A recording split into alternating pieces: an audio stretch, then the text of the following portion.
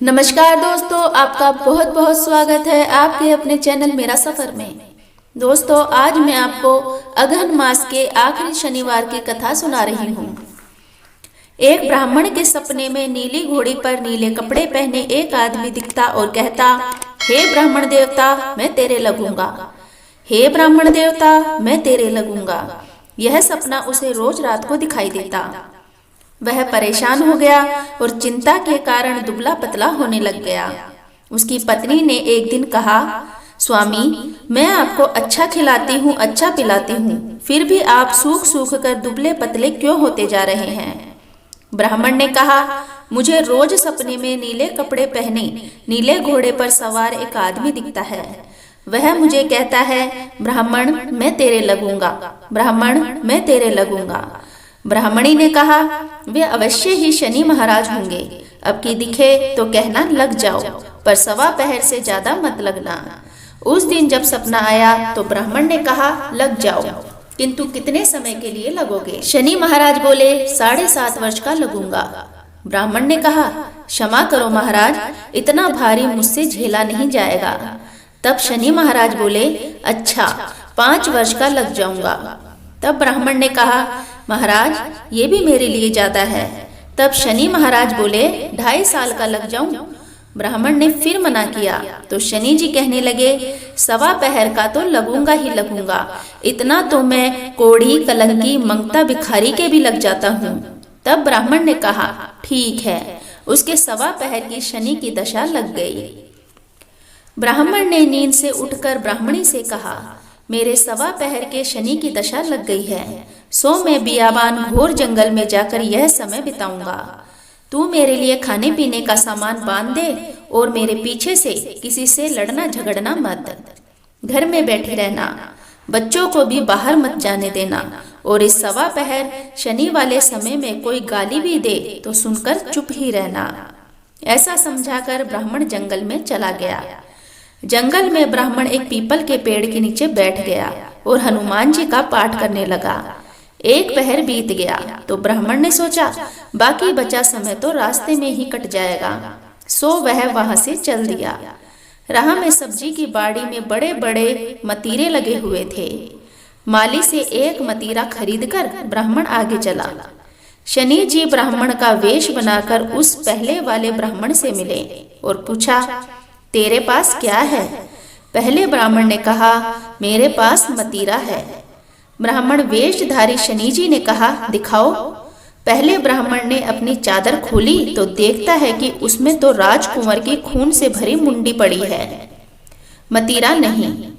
शनि जी ब्राह्मण को राजा के पास ले गया और कहा, राजा जी, आपके कुंवर की हत्या इस ब्राह्मण ने की है। इसके पास जो बगल में चादर है उसमें कुंवर जी का सिर दबा रखा है। राजा ने कहा, मुझे मत दिखाओ, मैं देख नहीं पाऊंगा, इसे सूली पर चढ़वा दो। राजा के यहाँ हाहाकार मच गया। ब्राह्मण को सूली पर चढ़ाने लगे तो उससे पूछा, तुम्हारी आखिरी इच्छा क्या है? पहले ब्राह्मण ने सोचा, यदि किसी प्रकार कुछ समय के लिए फांसी रुक जाए तो शनि की दशा का सवा पहर पूरा हो जाएगा। यह सोचकर उसने कहा, भाई, मैं बचपन से ही नित्य बालाजी की कथा कहता सुनता आया हूँ। आज मेरे मरने से पहले अंतिम बार कथा कह लेने दो। फांसी वालों ने कहा, आखिरी इच्छा पूर्ण होने तक फांसी टाल दी जाएगी। कहानी कहते कहते सवा पहर पूरा हो गया।